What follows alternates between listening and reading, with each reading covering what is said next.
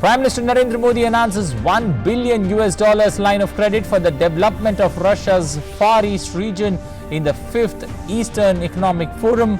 Says this announcement will prove to be a takeoff point for India's Act Far East policy.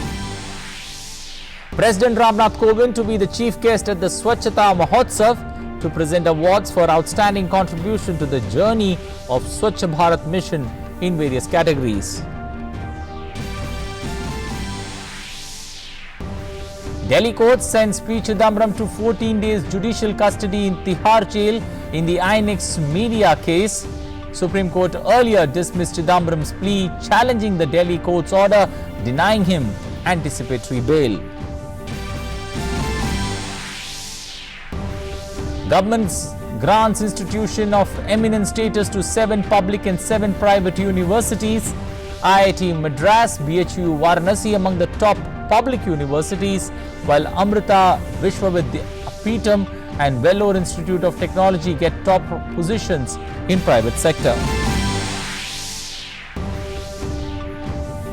In international news, heavy rains caused by Hurricane Dorian batter the coasts of South and North Carolina. At least 30 people dead, thousands left homeless in the Bahamas. And in sports, Serena Williams beats Elina Svitolina in straight sets to reach the US Open final for the second successive year. Enters the summit clash of the final Grand Slam of the year for the 10th time in her career.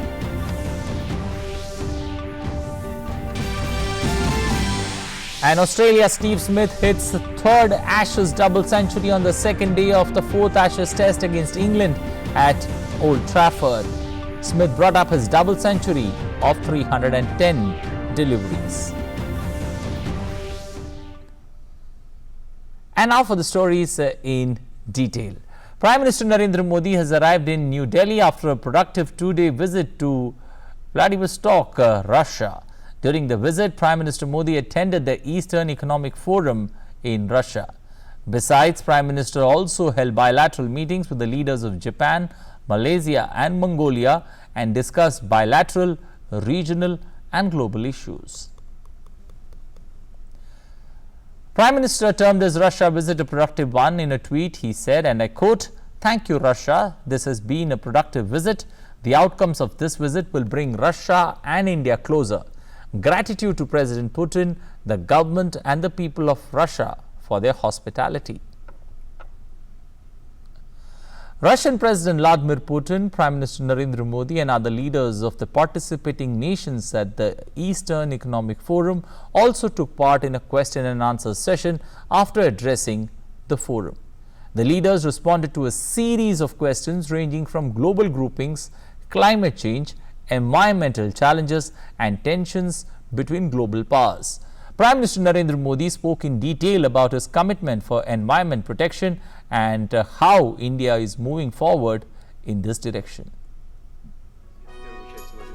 Host President Putin as well as Prime Minister Narendra Modi and other leaders participated in an extensive Q&A session at the 5th Eastern Economic Forum. Responding to a question on the re-entry of Russia into the G8, Japanese Prime Minister Shinzo Abe expressed his support for the proposition. President Putin extended an invitation to G8 partners to come to Russia to restore the G8. He said that he cannot imagine an efficient international organization without India and China. But I think that everyone understands today, and President Macron has said recently in public that the Western leadership is over. I cannot imagine an efficient international organization that works without India and without China. Remember, after the recently concluded G7 summit, President Donald Trump expressed his support for reinstating Russia into the G7, and French President Emmanuel Macron agreed with him. Russia was suspended from the G8 in 2014 after the annexation of Crimea. Several questions were also posed on the issue of energy security in the context of the tensions around Iran, including US sanctions on Russia. Prime Minister Modi categorically said that India only protects its interests in the region and its actions are not targeted against any nation. Bharat का इतिहास दुनिया के सामने है। UN का जो peace keeping force है उसमें सबसे अधिक योगदान करने में भारत की बहुत बड़ी भूमिका रही है।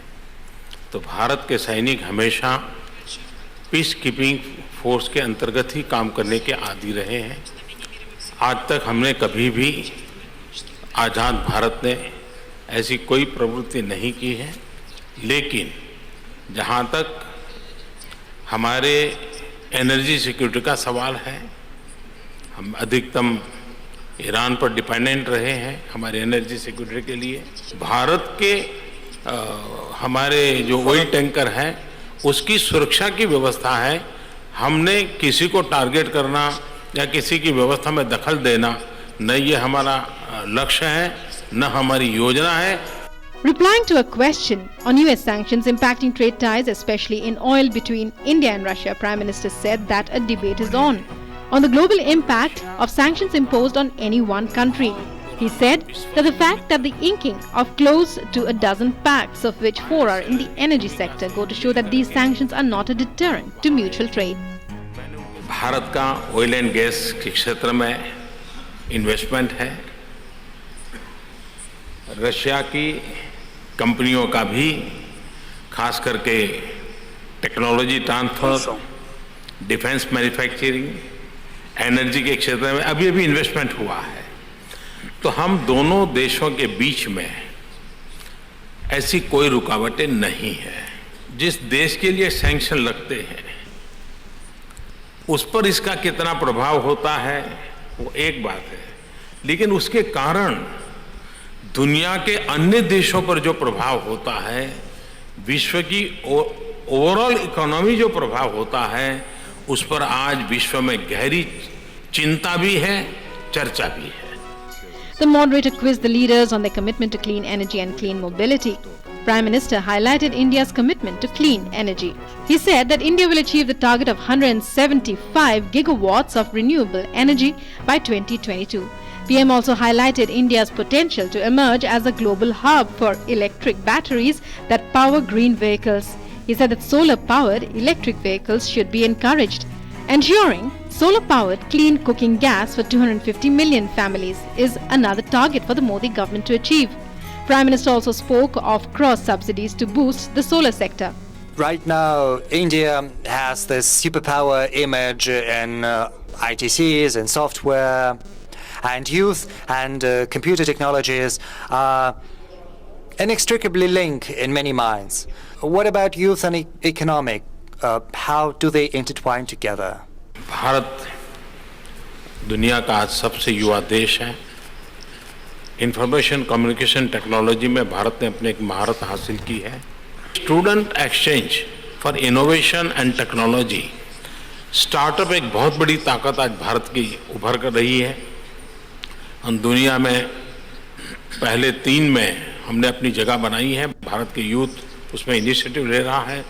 हम उसमें दुनिया के इस प्रकार का जो इनोवेटिव माइंड के यूथ है उनको हम जोड़ना चाहते हैं। With a focus on Far East Asia, leaders from the region exchanged free and frank views on various global challenges. The collective view that emerged was that there is no denying India's and the region's key role in what is being called Asia's century. Mark Lin and Sudhakar Das in Vladivostok for DD News. India for the first time ever has announced a line of credit to a region of a country. Addressing the Eastern Economic Forum in Vladivostok in Russia, Prime Minister Narendra Modi announced a line of credit of $1 billion for Vladivostok. Speaking at the plenary session of the forum, Prime Minister also backed the need to move towards a new era of peace and progress in the Indo-Pacific region.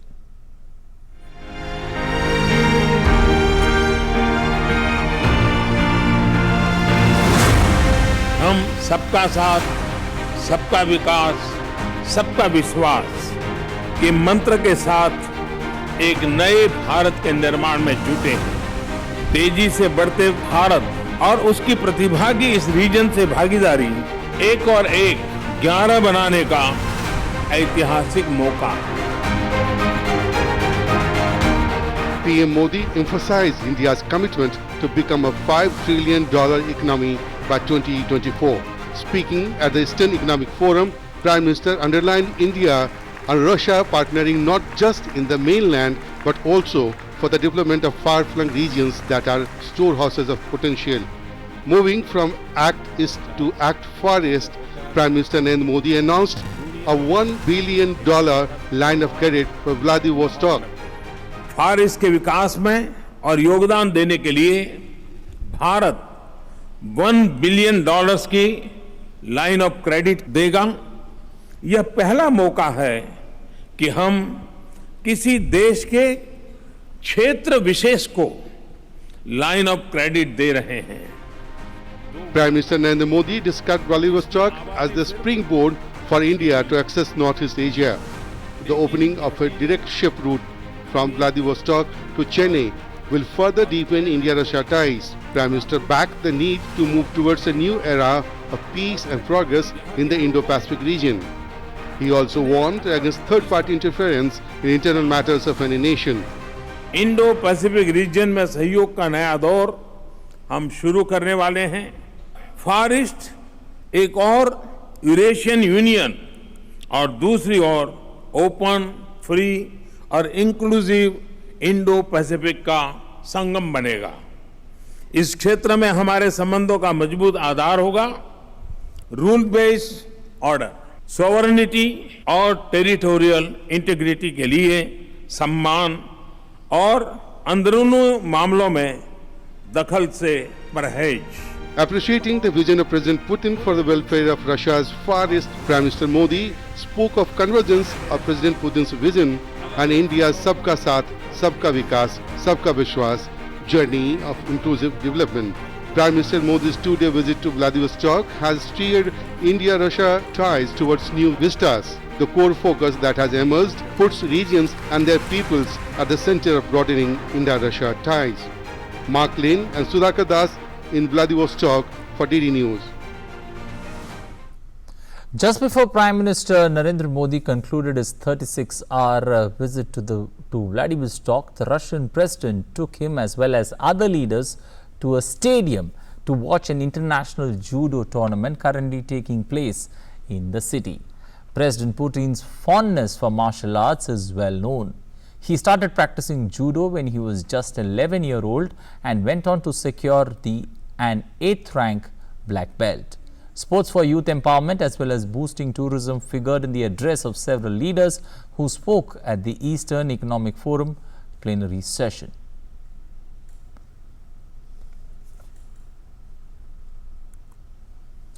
Prime Minister Narendra Modi met the Indian contingent participating in the annual International Jigoro Kano Judo Tournament at the Fesitov Arena.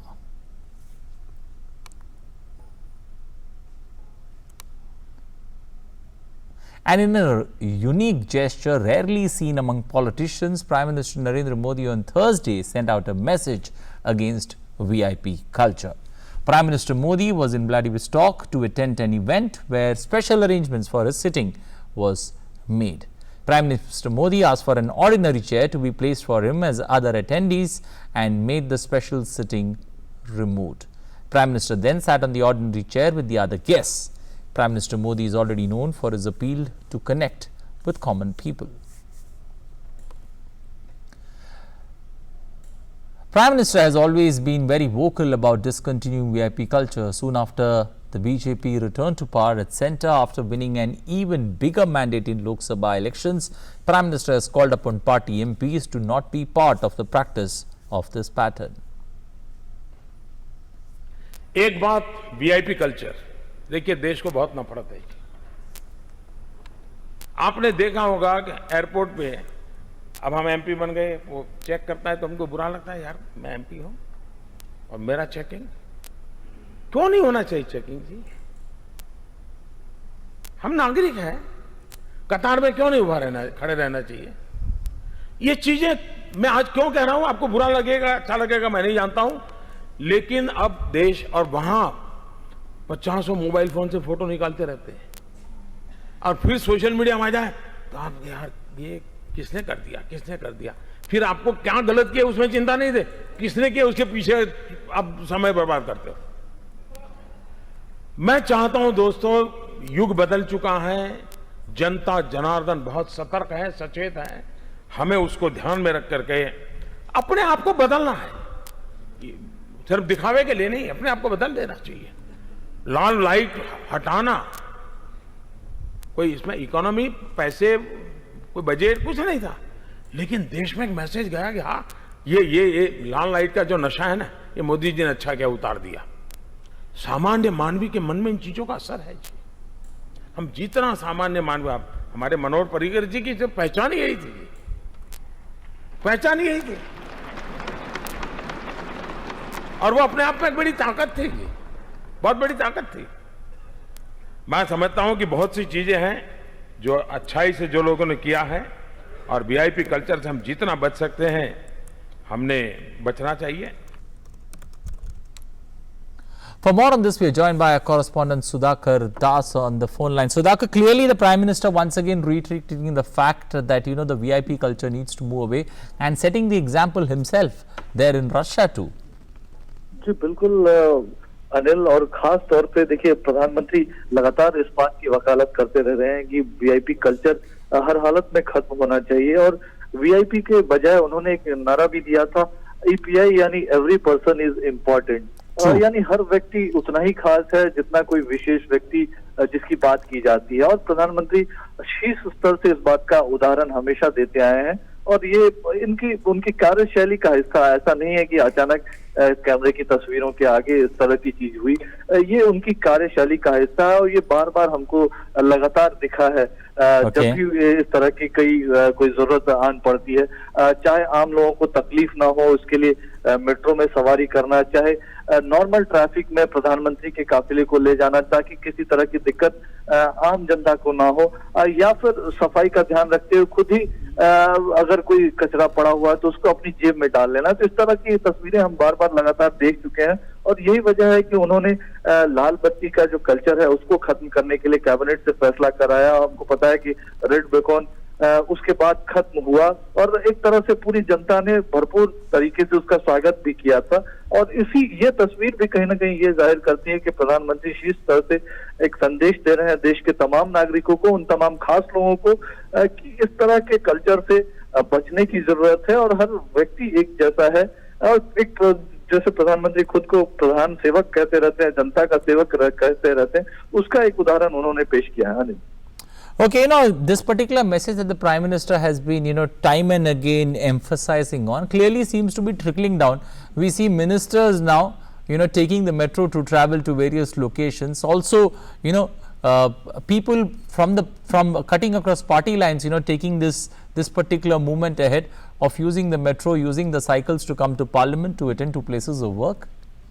जी बिल्कुल, देखिए, और खास तौर से ये चीजें एक तरह से प्रधानमंत्री का मानना है कि शीर्ष स्तर से अगर इस तरह का संदेश जाता है तो नीचे तक इस संदेश को पहुंचाने में बहुत आसानी होगी। खास तौर से अगर प्रधानमंत्री, देश के सांसद, देश के मंत्री इस तरह की जो वीआईपी कल्चर को खत्म करने की पहल करते हैं, मेट्रो से सफर करते हैं, साइकिल से सफर करते हैं, कतारों में लगते हैं, आम लोगों के साथ जो तमाम जो सहूलियतें आम लोगों को मिली हुई है उन्हीं वो सहूलियतें तथाकथित वीआईपीज को भी मिलती हैं, तो तब कहीं ना कहीं पूरे देश में संदेश जाता है, और शीर्ष स्तर से प्रधानमंत्री खुद जब अपनी जिंदगी का हिस्सा बनाते हैं इन तमाम चीजों को, और भी बड़ा मैसेज जाता है तमाम लोगों में। निश्चित तौर पर यही वजह है कि तमाम चीजों को, चाहे स्वच्छता की बात हो, चाहे फिट इंडिया की बात हो, चाहे अब तमाम चीजें हैं, उनको एक जन आंदोलन बनाने में प्रधानमंत्री को सफलता मिली है, क्योंकि कहीं ना कहीं इन चीजों का वो पालन अपनी जिंदगी में करते हैं, और ये तस्वीरें इस बात का गवाह है कि प्रधानमंत्री जी सादगी में किस कदर विश्वास करते हैं।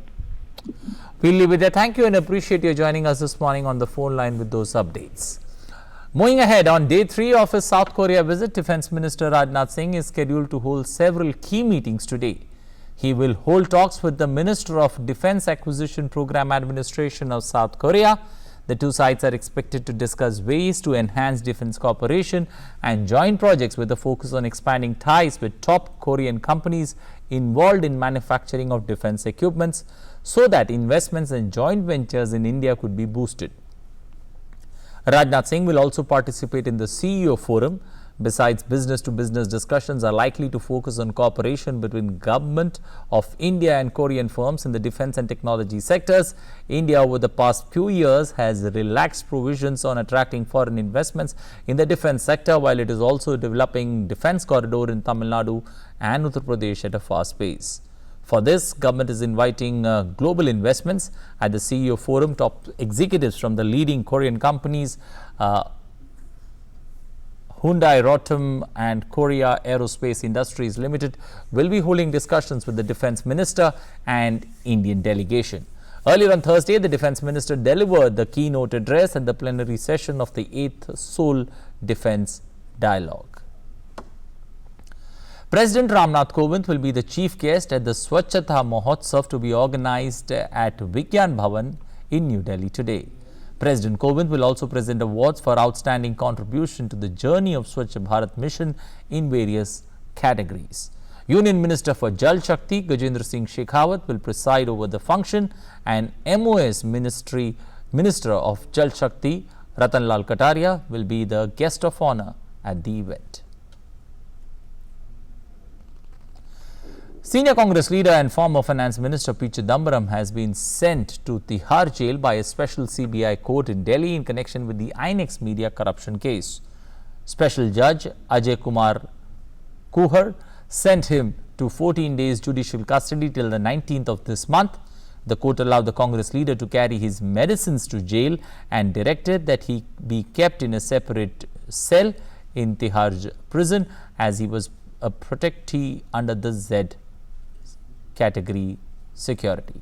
Solicitor General Tushar Mehta assured that there will be adequate security for him in the jail. P. Chidambaram was produced before the Delhi court on Thursday after the expiry of his 2-day CBI custody in the case. His 15-day CBI custody ordered by the special court in 5 spells, which started after his arrest on the 21st of August, ended on Thursday. During the hearing, the CBI demanded that Chidambaram be sent to judicial custody. The CBI had registered an FIR against him in May 2017 for alleged irregularities in the Foreign Investment Promotion Board clearance granted to the INX Media Group for receiving overseas funds of 305 crore rupees in 2007 during Chidambaram's tenure as Finance Minister. After that, the Enforcement Directorate lodged a money laundering case in this regard in 2017. Ministry of Human Resource Development has given institutions of eminence of status to 7 public and 7 private universities. These 7 public universities are IIT Madras, BHU Varanasi, IIT Kharagpur, Delhi University, University of Hyderabad and Jadavpur University in West Bengal, along with Amma University in Tamil Nadu. The 7 private universities that have got the Institution of Eminence tag are the Amma Vishwa Vidyapeeth in Tamil Nadu, the Vellore Institute of Technology in Tamil Nadu, Jamia Hamdard in New Delhi, Kalinga Institute of Industrial Technology in Odisha, Bharati Institute in Mohali, Shiv Nadar University in Uttar Pradesh and the O.P. Jindal University in Haryana. Till date, a total of 20 institutions, 10 public and 10 private, have been given this particular status by the Human Resource Development Ministry.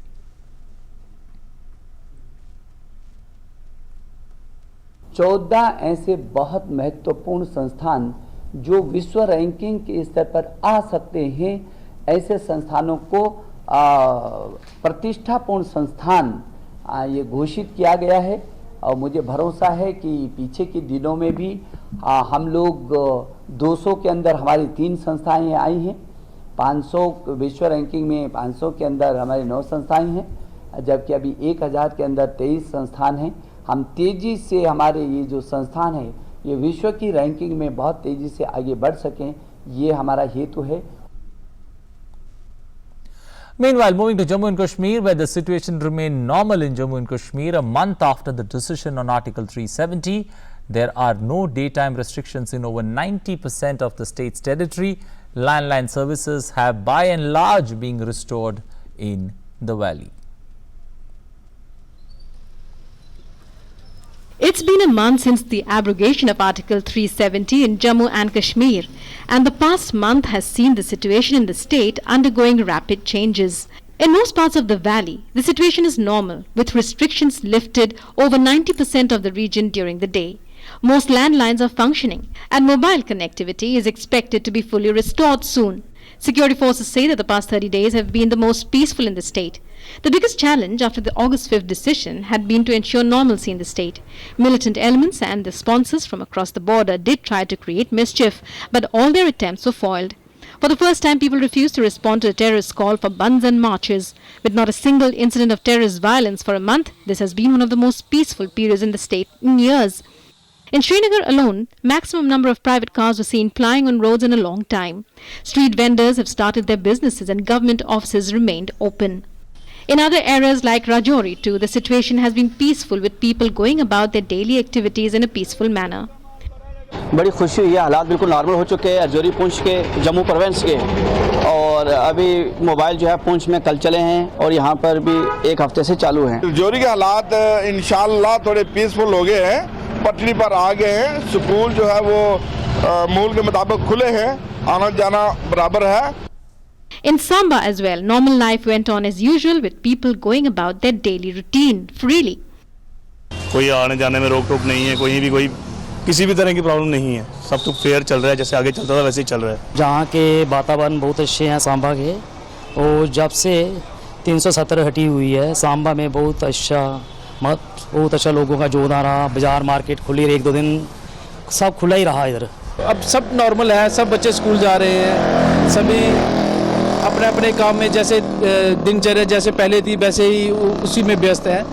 Meanwhile, the Supreme Court has set aside all hearings on petitions against the abrogation of 370 till the 16th of September. Editor of the Kashmir Times has petitioned the court that the newspaper has been banned from publication in Srinagar, to which the government has said that other newspapers are being published. But this particular paper is not doing so on purpose. Speaking on the situation in the valley, Attorney General K.K. Venugopal has said that restrictions continue to be lifted. In response to a report from the left's Sitaram Yechuri, party leader Yusuf Tarigami has been directed to be admitted into AIIMS in New Delhi for treatment. In addition, the court has granted Mehbooba Mufti's daughter permission to travel from Chennai to Srinagar to meet her mother. She has, however, been directed to travel in the city and the valley only after proper permission from the government. With Vikas Sarthi in Delhi and Srinagar Bureau, DD India. Well, Vishal Barasto, our correspondent, joins us from Srinagar this morning to give us an update there, give us a perfect update there from Ground Zero. Vishal, good morning. Vishal, we did hear about, the situation there on Ground Zero returning almost to normalcy. You are there in Srinagar. Give us a sense of how people are slowly, enjoying life returning to normalcy there.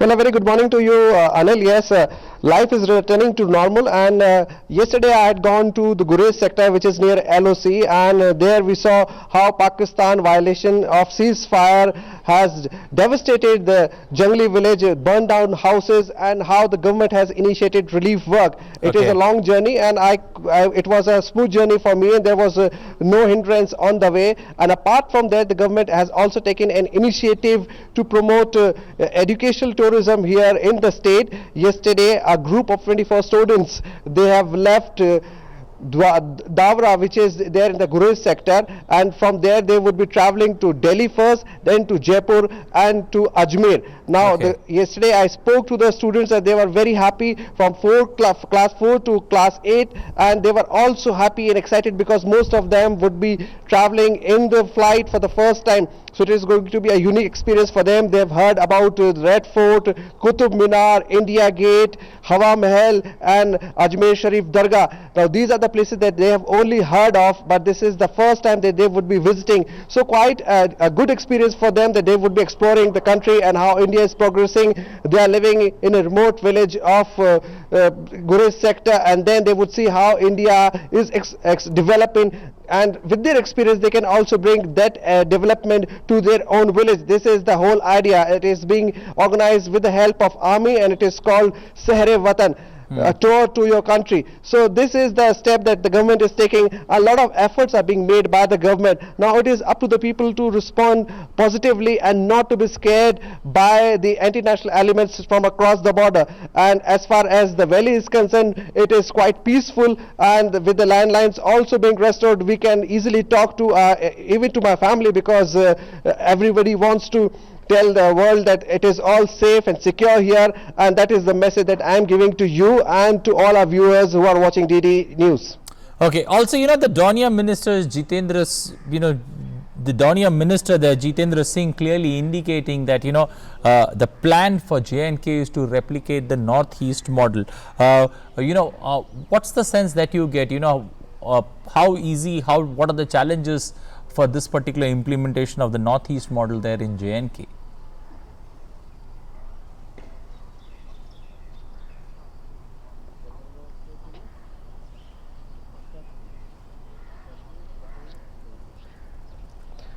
Well, Anil, when we talk about the Northeast model, it is only about development, and development is a continuous process. It is a development of infrastructure, educational system, and also the law and order enforcement agencies.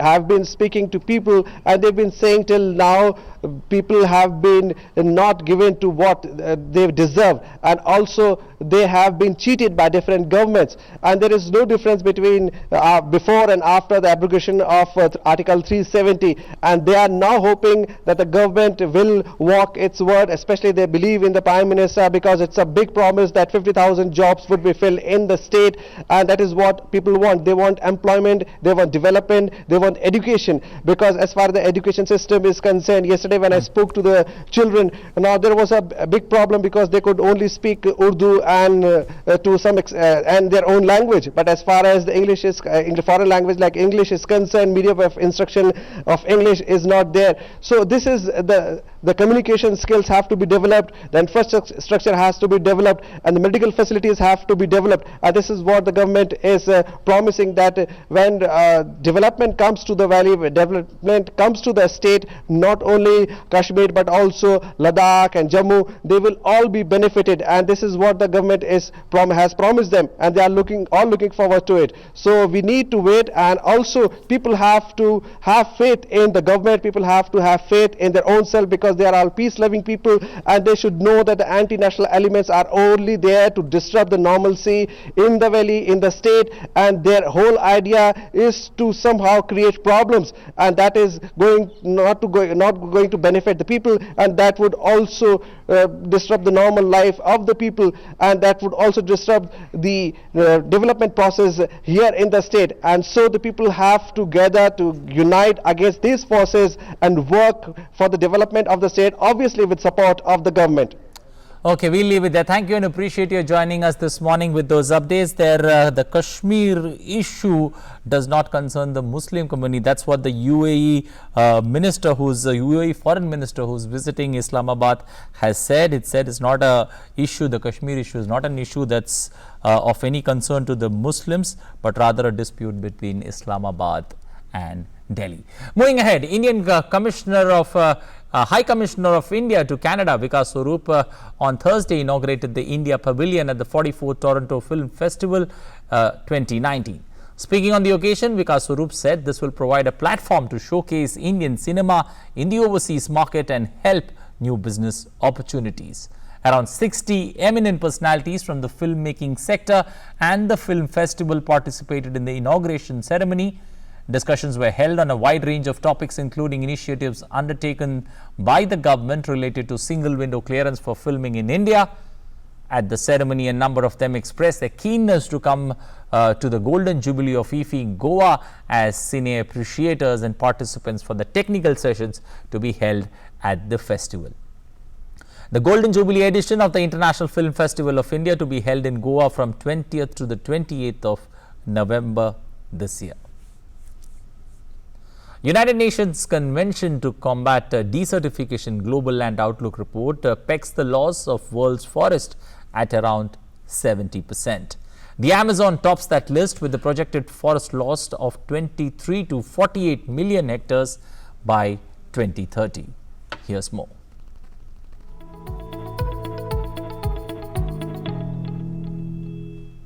70% of the world's forests are at risk of degradation due to continuing net forest loss, according to the United Nations Convention to Combat Desertification Global Land Outlook report.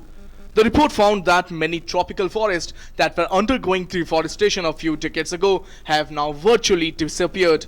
It noted that tropical forests decline at a rate of 5.5 million hectares annually from 2010 to 2015. The report also listed 11 deforestation fronts, areas where the largest permanent forest loss or severe damage are projected between 2015 and 2030. The Amazon tops the list with a projected forest loss of 23 to 48 million hectares by 2030. First, efforts that must be focused in promoting sustainable land use practices in these areas, productive areas as the major priority, and after that look for the restoration of the forest that has been lost. Desert का जो basically जो plants का जो पाया जाना है वो depend करता है कि रेनफॉल ग्रेडियंट उस एरिया में कितना है.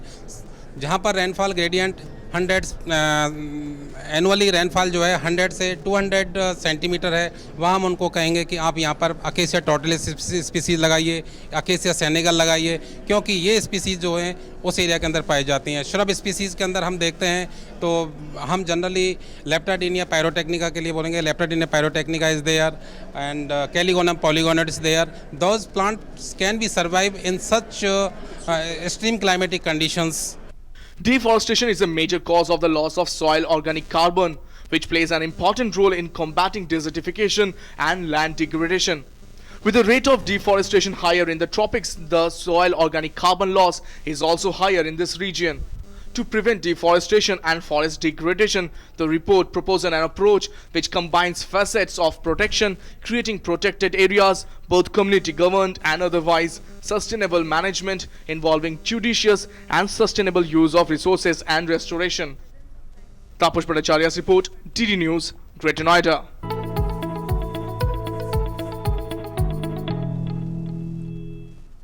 India's lunar craft Chandrayaan-2 will be making its historic landing on the moon's surface in the early hours of Saturday. The scientists at the Satellite Control Center of the ISRO Telemetry Tracking and Command Network ISTRAC in Bengaluru are busy with the preparations for the historic landing movement on the moon. Currently, the lander Vikram of Chandrayaan-2 is encircling the moon in a very low orbit. The ISRO has said it will be subjected to a powerful descent towards the lunar terrain in between 1 a.m. and 2 a.m. tonight, which is expected to lead the probe to touchdown on the floor in between 1:30 a.m. and 2:30 a.m. tonight. After about 4 hours since the landing, Vikram will allow the rover Pragyan to roll out from it and do the probing of the lunar soil. People across the country are wishing success for the momentous occasion of soft landing, which will propel India into the select list of nations that have achieved the feat. Prime Minister Narendra Modi is scheduled to reach Bengaluru tonight and witness the soft landing of Chandrayaan-2 lander on the moon.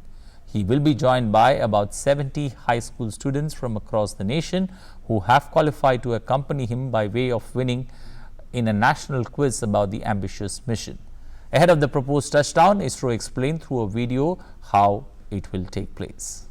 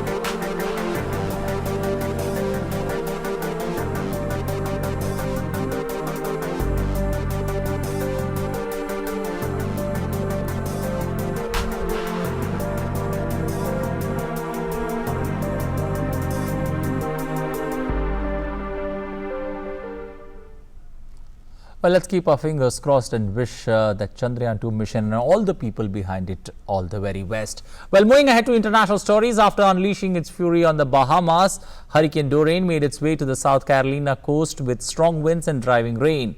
Authorities have ordered around 2.2 million people living near the coast to evacuate their homes and shift to safer places. And also more than 1,85,000 homes and businesses were hit by the power outage. As Hurricane Dorian hit a Category 5 storm in Bahamas, it brought widespread devastation, damaging houses, airports, landing strips and vehicles. The death toll from Hurricane Dorian has risen to 30 in the Bahamas, although rescue operations are still in progress. An international relief fund has also been set up to help the stunned residents. British Prime Minister Boris Johnson has renewed his call for an early election and said he'll rather be dead in a ditch than delay the country's departure from the European Union due on October 31st. He also urged opposition lawmakers who oppose his plan to support an early election. Boris is pushing for a parliamentary election after the House of Commons blocked his bid to take Britain out of the EU with or without a divorce settlement. But the opposition has said it will not back a general election until the bill that would force the government to request a Brexit delay passes the upper house of parliament and become a law, something that could happen on the 9th of September. Can you make a promise today to the British public that you will not go back to Brussels and ask for another delay to Brexit? Yes. And sorry. I can. And would you I'd rather be dead in a ditch. So you would resign first, Prime Minister, rather than go and ask for that delay? Look, I just don't. I really. It costs £1 billion a month. It achieves absolutely nothing. What on earth is the point of further delay? I think it's totally pointless. Well, time now to take a look at all the stories from the world of business and finance.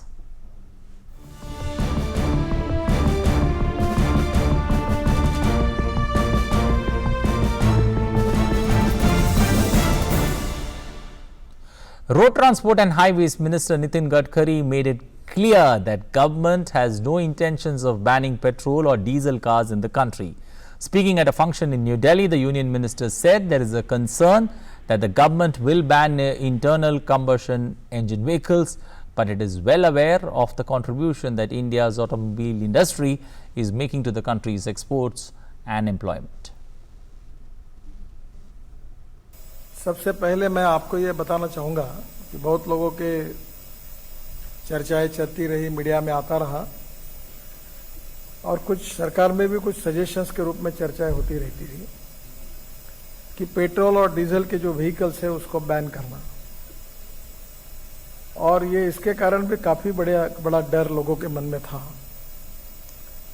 तो मैं पहली बात आपको ये clear बता दूं कि किसी भी प्रकार से पेट्रोल और डीजल व्हीकल को बैन करने का, स्टॉप करने का कोई भी इरादा सरकार का नहीं है। ऐसा काम कोई भी हम करने वाले नहीं हैं। In the wake of stiff fines imposed on errant traffic law violators, the Union Minister said that the government has no desire to levy heavy challan on the common man, but the attempt is to make everyone follow traffic rules. देश में 5 lakh accident होते हैं, 1.5 लाख मौतें हो जाती हैं और 18 से 35 वयोगट में 65% डेथ है। क्या इनकी जान नहीं बचानी चाहिए? अगर कानून के प्रति सम्मान भी नहीं और डर भी नहीं, ऐसी स्थिति अच्छी नहीं है। इसमें सरकार को फाइन ज़्यादा करने की कोई ये नहीं है, इच्छा नहीं है। प्रश्न ये है कि ऐसा समय ना आए कि किसी के ऊपर फाइन लगे, सब कानून का पालन करें। Well, time now to take a look at all the sporting action and first up is the Ashes. Steve Smith's double century pushed England to the brink once again. By the end of the second day of the 4th test of the Ashes series, England scored 23 runs in the first innings, losing 1 wicket. Early Australia declared their first innings by scoring 497 for the loss of 8 wickets. Steve Smith scored a magnificent double century for Australia. He shared a 145-run stand with captain Tim Paine. The Aussie captain Paine was finally dismissed for 58 runs.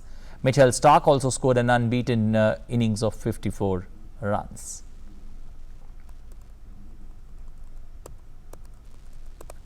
Steve Smith left from where or rather began from where he had left at Lord's as he struck his third double century against England at Old Trafford. Steve marked his return to international cricket with a double century on the second day of the fourth Ashes Test against England. He played brilliant innings and became the second Australian cricketer to score 500 runs in consecutive Ashes series in England. Before Smith, only Alan Border had collected 500 plus runs consecutively in the Ashes series. On to news from the final Grand Slam of the year, US Open. Serena Williams is one step away from her 24th Grand Slam singles title as she defeated Elina Svitolina in the semi-finals at the US Open.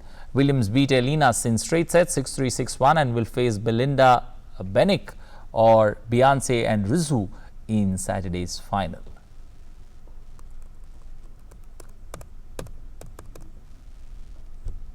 On a heartbreak for Indian football fans, Oman defeated India by 2-1 in the FIFA World Cup Asian qualifiers played at the Indira Gandhi Athletic Stadium in Guwahati. In the 24th minute, Sunil Chhetri put India in the lead, but Oman bounced back in the final moments of the match, scoring both their goals by Al-Mundar with a spectacular strike first in the 82nd minute and then the winner coming in the 90th minute of play. Well, time now to take a look jog down memory lane and take a look at all the events that took place on this very day, the 6th of September in history.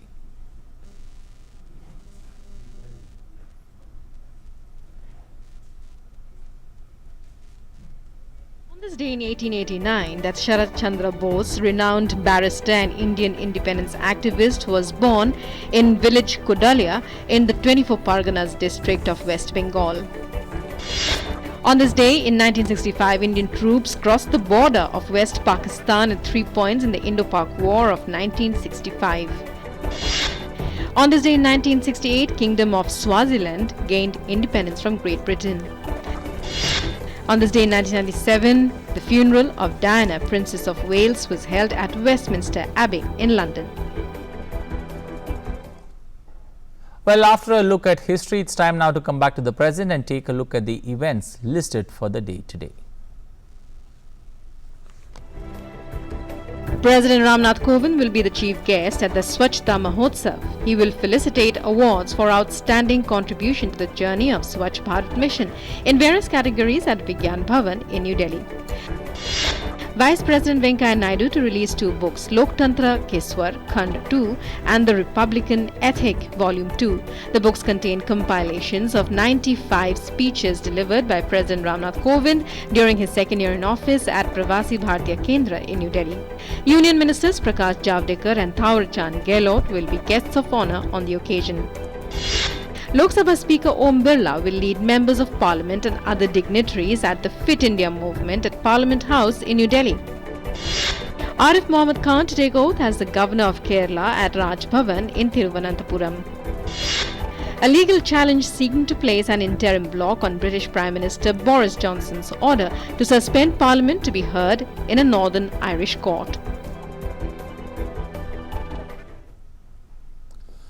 Well, DD News is running a campaign to raise the public awareness against single-use plastic.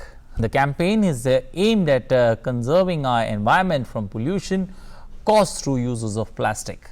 Prime Minister Narendra Modi has given a special message urging people to abandon single-use plastic. Let us listen to what he has to say.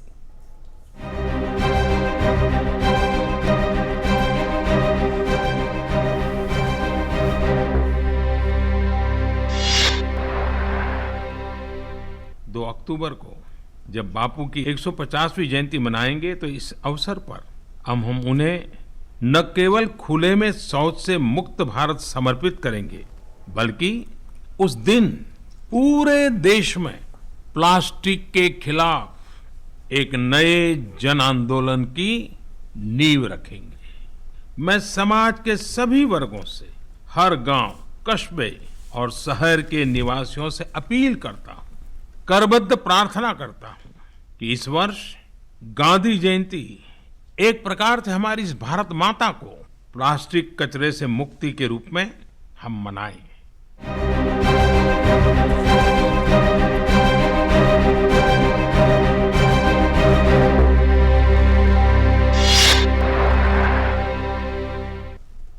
So let's come together to make this battle against single-use plastic a mass movement. Let's pledge and say no to plastic. Well, on that positive note, it's also time to take a look at the weather in your city.